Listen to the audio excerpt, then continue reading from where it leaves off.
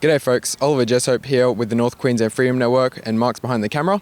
Today I'm here with Peter Rogers. We're going to be following up on the election. So Peter, what are your thoughts on the election and how do you think you went?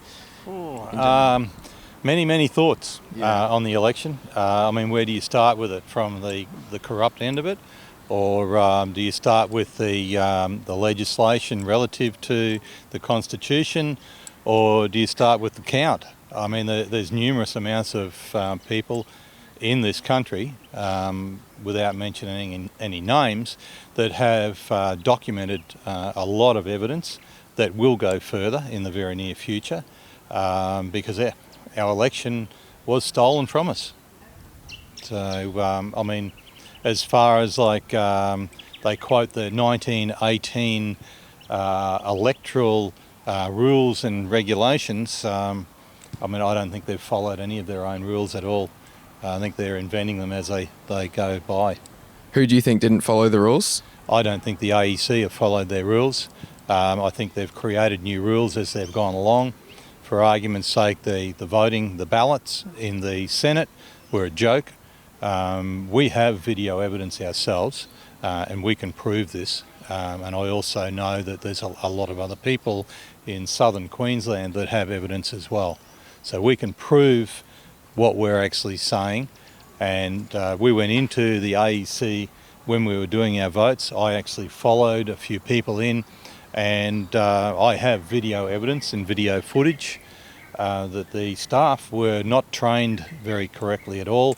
I even spoke to one of the yellow coats, the senior guys. He had no idea. His statement was, he turned around and he looked at me and he went, "Peter, you should know this better than what I do."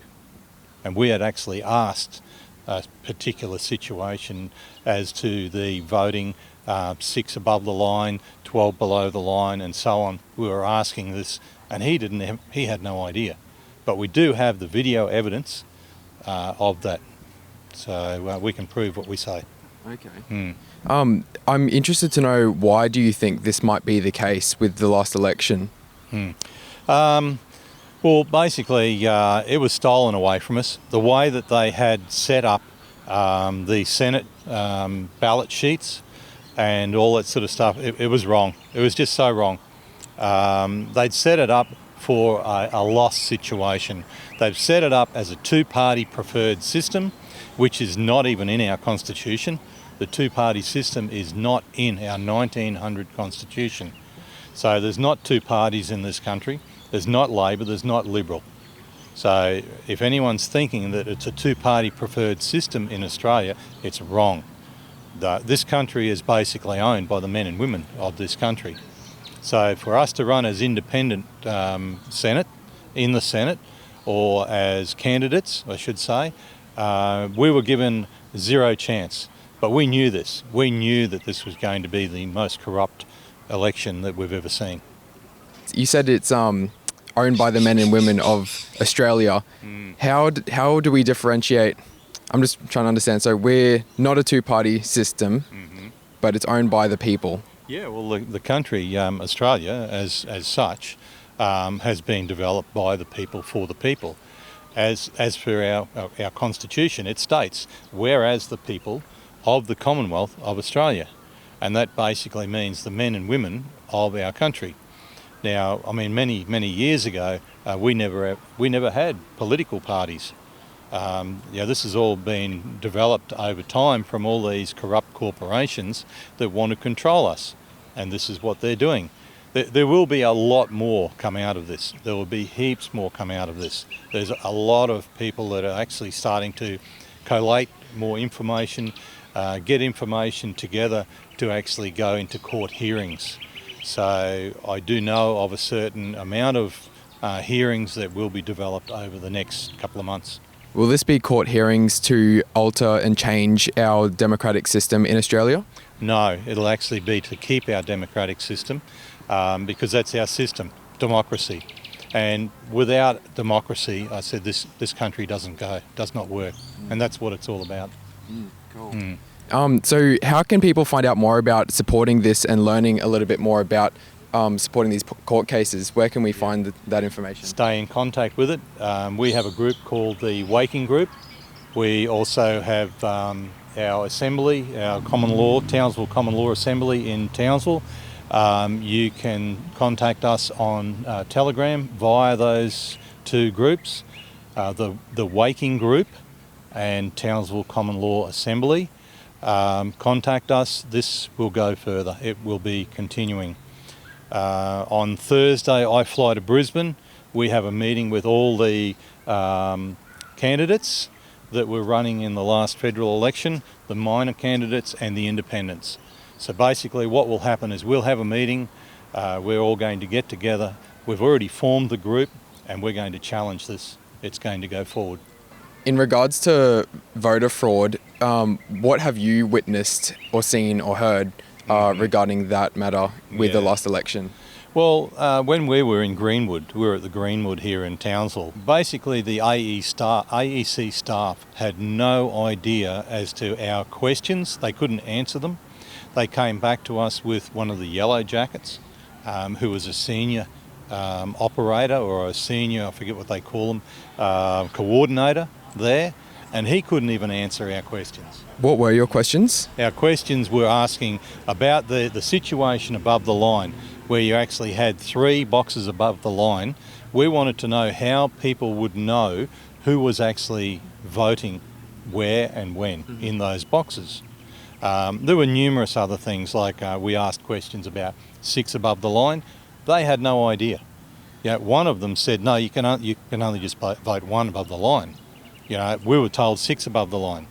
We made numerous amounts of phone calls to the AEC, of which we have recorded, and we spoke to a woman by the name of Angela, another woman by the name of Tracy, who was in charge of the Queensland area. They couldn't answer our questions. Basically, they were, they were oblivious to our questions. They did not want to commit themselves to answering our questions. So they wouldn't answer your questions? No, they wouldn't answer them. They would not give us a straight answer.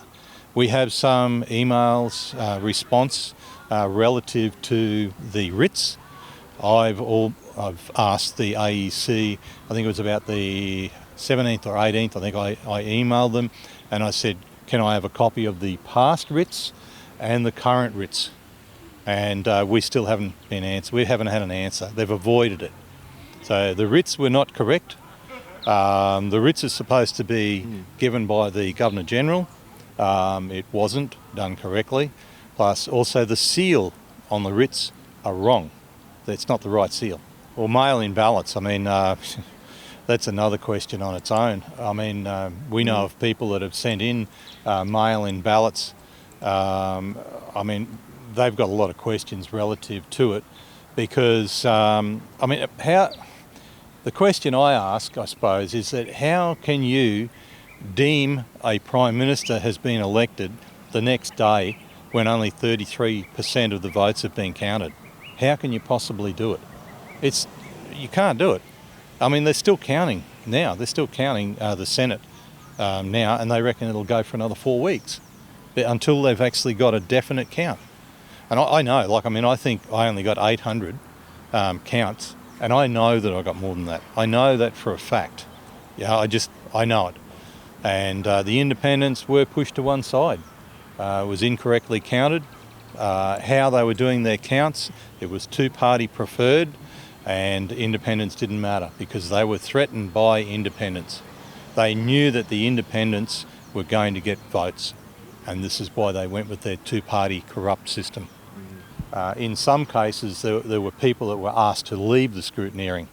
Now, we also have feedback that some of the scrutineers had gone in to the counting area in Brisbane and the ballot boxes had been opened.